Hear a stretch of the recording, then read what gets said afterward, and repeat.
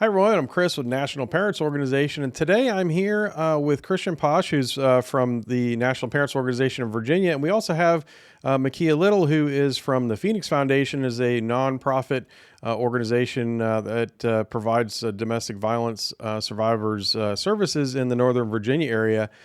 So, Christian and Makya, thank you so much for coming on today. Thank you for having us. Yeah, absolutely. So, Christian, we wanted to bring you on a little bit because you're now on the board for the Phoenix Foundation, as I understand, and we want to talk a little bit specifically around what it's like to work with a domestic violence group. Because oftentimes, when we're advocating for shared parenting, domestic violence groups will sometimes advocate against a shared parenting bill, and so we want to talk about that. But before we get into that, Makya, I want to get your perspective here a little bit. You're in Northern Virginia, and you started this Phoenix Foundation, nonprofit, and you're getting it off the ground. Tell us a little bit about, sort of what brought you into the circuit here for a nonprofit organization.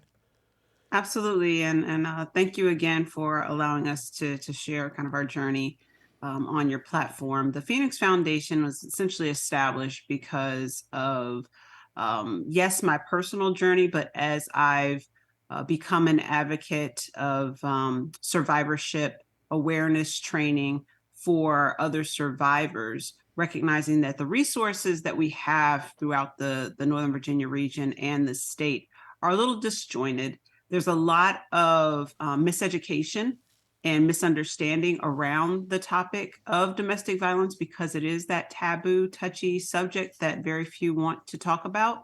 But it's such a prominent issue wherein that 30% of Virginia's homicides are domestic violence related. And so the generational cycles of domestic violence can't even be addressed if we can't talk about it, provide resources to prevent it, and provide resources and avenues for victims to escape. Yeah, certainly a super important topic, and one that has such a tremendous impact on those involved with it. And your foundation specifically provides a lot of training resources. And then we were talking before we got on the call here, before we started recording, about wraparound services, which are things that that survivors need, after the fact. Tell us a little bit more about that. What sort of training do you provide, and tell us a little bit about the wraparound services. Thank you. So as we're starting to get off the ground, what we're also focused on doing is not reinventing the wheel, right? So there are a lot of great organizations within our community who are providing certain services. How might we partner, bridge those together so that we're not duplicating resources, duplicating programs, and also making sure that our community has a one-stop shop to get whatever resources they need.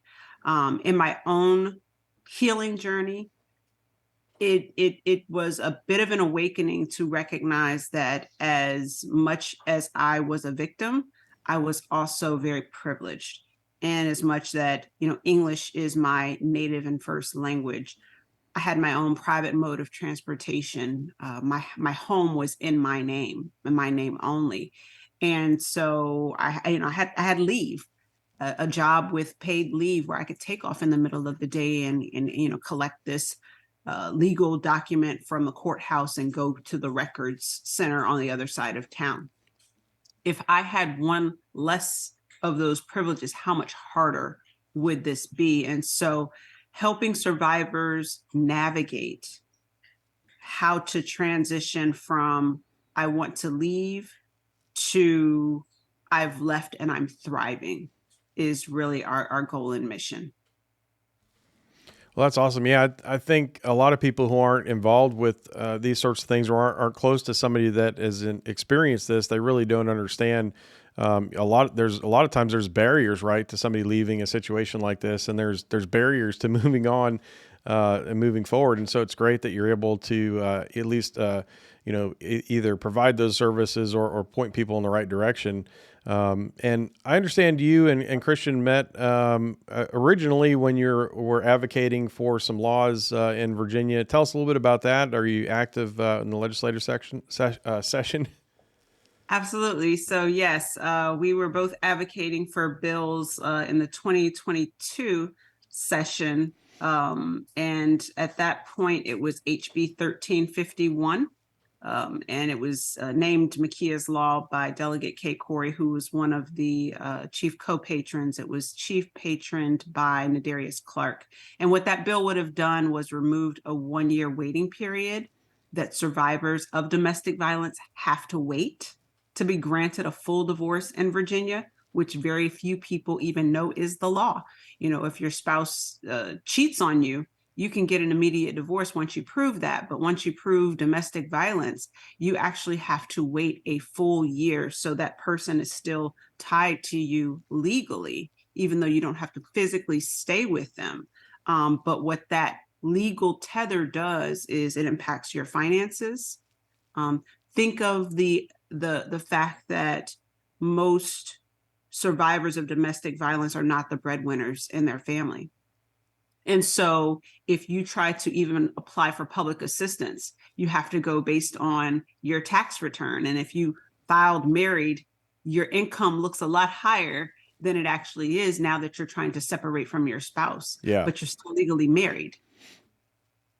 And so the financial implications of that, job training, childcare, all of these things are attached to that 1-year waiting period. And so that law is crucial to saving lives. And what's the status of it now? Did it pass, or what's the current status? So we put it forward again after it was killed in subcommittee in 2022. This legislative session, it became HB 1720 or 30, I can't remember. But once again, lawyers who felt it would negatively impact their billables killed it in subcommittee. So I see we have a common bond here with some shared parenting legislation. Is the attorneys concerned about their billable hours? It's amazing how the world works, isn't it? Absolutely. And one of the things that, I wove into the remarks is the fact that they are literally monetizing our pain. And I am actually seeking a legislative office running for Virginia House of Delegates to represent the newly drawn 19th district to be the change I want to see. Well, that'd be exciting, and we certainly wish you luck there. And I'm sure if you're actually in the legislature, there's a lot more that you can do than just advocating from the outside. So that's fantastic. And so is the bill killed for this year, or is there a chance that it'll come back? It's killed for this year. However, because I knew it was going to be perceived as partisan, I decided to speak the language of Republicans and make it about money. And so I think once I put it in their love language, there was one delegate who was able to see the merit of the bill. Mm-hmm. And we were actually able to have a really productive conversation a couple days later, where I think we may have found a compromise that will protect survivors of domestic violence, but still not allow those who are just seeking power and to leverage the law in an abusive way from doing so. Well, that's fantastic. And so, Christian, tell me a little bit about in Virginia, we've had you've had some great luck with the Cadet Act at the federal level. Is there anything going on at the state level for shared parenting right now?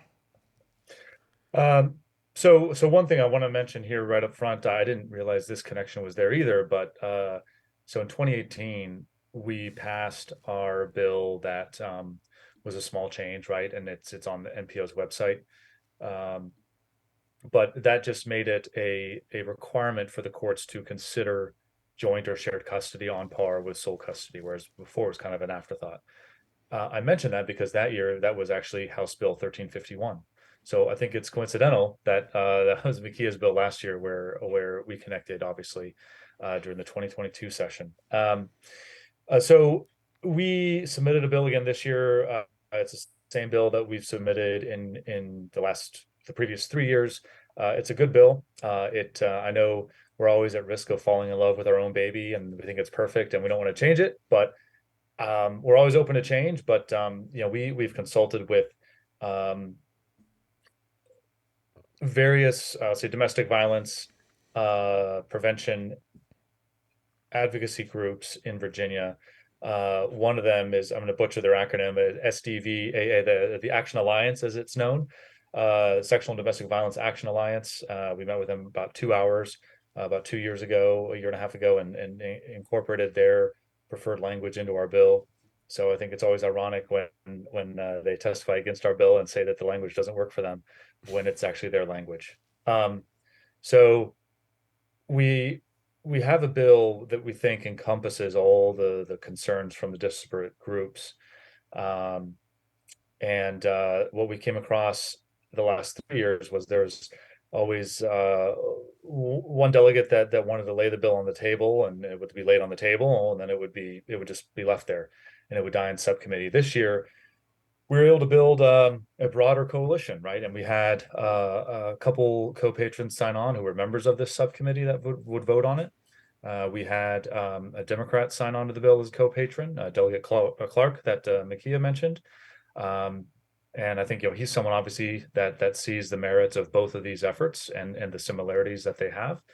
And we, got, I won't name names, but we got comments from some of the subcommittee members on both sides that said essentially that they think that the Family Law Coalition, who typically opposes this, has run out of runway, right? That their arguments against this have not really changed, and they don't really hold water anymore. And so we were very excited to come through subcommittee. First of all, the motion to lay the bill on the table was defeated by a 6-2 vote. And then it came out of subcommittee by that same 6-2 vote. Unfortunately, about 4 days later, when it came up in front of the full committee, our bill died by 1 vote. And 2 of the yes votes we had in subcommittee changed to no votes. Obviously, it would have been great to keep at least one of them and it would have passed. But it did not. And so, as we understand, that some of the biggest opposition came from the domestic violence prevention advocacy community. And so we've got some work to do to reach out even more to different groups in that space to really articulate the message that what we're trying to do is not so different from what they're trying to do and what they support. And I think we have some work left to do also with the Virginia Poverty Law Center. We were disappointed to see one of their main arguments is that this was a father's rights bill or a men's rights bill. Again, the irony in that is that most of our chapter membership in Virginia is women. So I always chuckle at that a little bit, that we're not that. And we want to have a conversation with them to say, that, look, we're not that. In fact, I've frankly denied membership to some individuals who are ardent fathers' rights advocates. And this effort and this philosophy is just not for them. So I think the more we have those kind of conversations, the better off we'll be. And so, we're going to come back next year and go from there and see what we can do. Okay, I want to dive, into the mechanics of groups working together. When Christian, approach you about this, I mean, what sort of advice do you have, or perspective do you have for organizations around the country that want to work with a domestic violence group for shared parenting law? So another area of overlap, which, Christian just kind of touched on, is the misconception that domestic violence is a women's issue and shared parenting, is pro men. There are survivors and victims of domestic violence of every gender, sexual orientation, race, class. It does not discriminate. And likewise, parenting and the desire to be present and active in your child's life is also not an exclusive issue for men or women, or one race or another.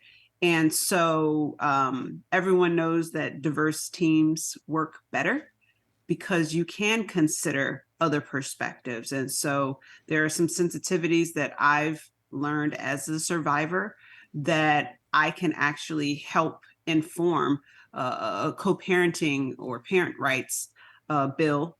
And as a man, Christian can also inform some of my language to ensure that I am not or we are not as an organization making this a male-female issue. And so we've been intentional about the directors and the members that we've brought into organization, as well as our advisors, to make sure that as we advocate for legislation, once we get to that part of our process, as we develop programs and resources, that we're being absolutely as inclusive as possible of every perspective and every experience.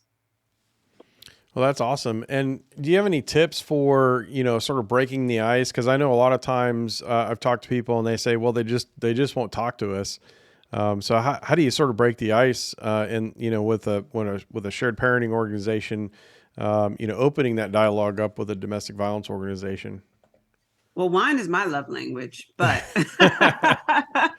but what I would say is just it's really going to be an individual topic. Everyone has their triggers, and everyone is a product of their own lived experience. As a certified diversity, equity, inclusion practitioner, I like to think that I and anything that I'm a part of is very inclusive and open to at least having a conversation. But that may not be everyone. There may be some hypersensitivities based on that person's individual trauma. Mm-hmm. And so that's where we have decided as an organization that we will be a bridge, that we will intentionally seek out partnerships and not just wait for someone to approach us. And that's, an organizational decision, not necessarily something you can force on others. So it's really finding partnerships where partnerships are available. Yeah, that's awesome. And I'm going to bring up your Teams page here on your website because I just want to show everybody at home here. You do have such a diverse group of folks here on your team, and they're from all different backgrounds and also connected with lots of different organizations. So that really brings a lot of power, I think, to your organization to be able to reach across different areas and sort of bridge those gaps when it comes to working with other groups and getting others' perspectives. And even vocationally, what does a domestic violence or a parenting rights situation look like in the military? Mm-hmm.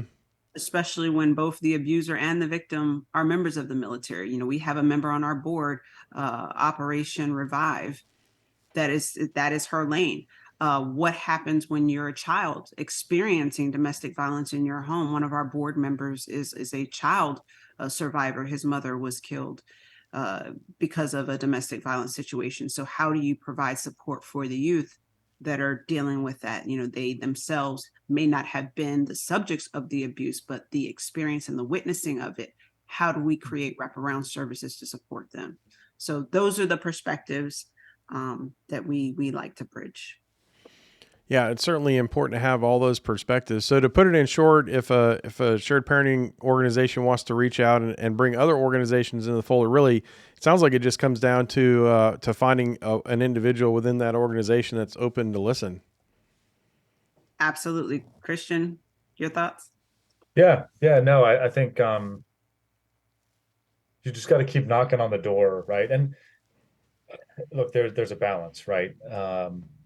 We often joke it's almost like dating, right? If you ask a girl out once, twice, three, by the third time, if she's not picking up the phone, she's just not into you, right? And Yeah. that's okay, right? Just accept that, and then wait so continue knocking on the door. Doesn't mean you just keep going door after door after door. Give it a year, give it 6 months, right? Try a different organization, try to make inroads elsewhere in other ways, right? Or on an individual basis, right? Or just go, find a support group in the area that you can go just listen to if they'll let you, right? Don't make a shared parenting pitch. Just go listen. And ultimately, people say like, "Who are you? What are you doing here? Right? Why are you here?" And then you can just say, "Hey, I'm here to listen." And personally, you might identify with what they're saying. I do think there's a lot of overlap. I'm not trying to say that the experiences are identical for people who go through a child custody dispute versus someone who goes through a domestic violence situation. But I do think both are trauma, and they are traumatic and impactful in different ways. sometimes physical, sometimes sexual, sometimes psychological, sometimes financial, sometimes all the above.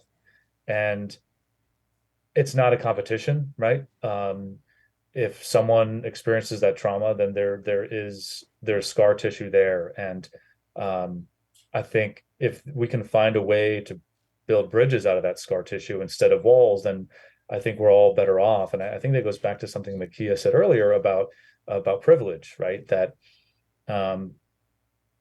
if we have a certain privilege or a certain power in our place in life, then we have a responsibility to make things better as much as we can. And yes, that is a veiled Spider-Man reference, but it's very true.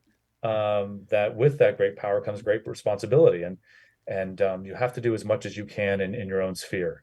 Something we say in the Virginia chapter of NPO all the time is that we do this work because others can't and children need it. And that's it. We don't do this for our own cases, right? I would venture to say Makya is not doing this work just for her own experience, right? Maybe that provides some motivation, but she's doing this for other people and for other communities and her own community. And so I think that's pretty powerful and that matters. Another Forward. thing I will add to the heart of your question, and this isn't exclusive to just a parenting organization and a domestic violence organization, really any organization, is just to look for those areas of shared mission where our missions overlap. And I think where our mission, really the heart of it, overlaps is what is in the best interest of children. And the educational component of coaching a survivor through what they've been through and making sure they have what they need to move forward and thrive may not prepare that relationship or any of that, but make sure that their child doesn't continue that cycle. And that's what we're trying to stop, the continuation of abuse in the next generation. And I think that's where NPO definitely wants to make sure that we're operating with the best interests of the future generations in mind. Yeah, certainly shared missions or shared needs by the community that you serve is a really powerful way to connect a group or two groups for that matter. And, like you mentioned before, there is definitely a lot of overlap in needs and missions, quite frankly, between, shared parenting and domestic violence. So that's good to see. This intersection, between our two communities is key, and I'm excited about this opportunity to work with the Phoenix Foundation and do some good work there. Makya? I'll just drop a shameless plug that we are planning on having our very first fundraiser and Survivors Hero Awards program on May 7th. Which is a significant date, but we'll explain that later. But so save the date for the first annual Phoenix Foundation brunch. Awesome. And Makya, remind us again, how can we get in touch with the organization? You're on the web, and are you on social media? We are, and all of our social media handles are The Foundation, but The Foundation is spelled with a PH, so ThePhoundation.org, and then the Foundation on all our handles. And we'll drop all that in the notes section here of the video. So thank you both for coming on, and look forward to hearing about good things from both of you. And again, thanks for your time today and for talking to us about your mission. Thanks again for yours. Perfect. Thank you.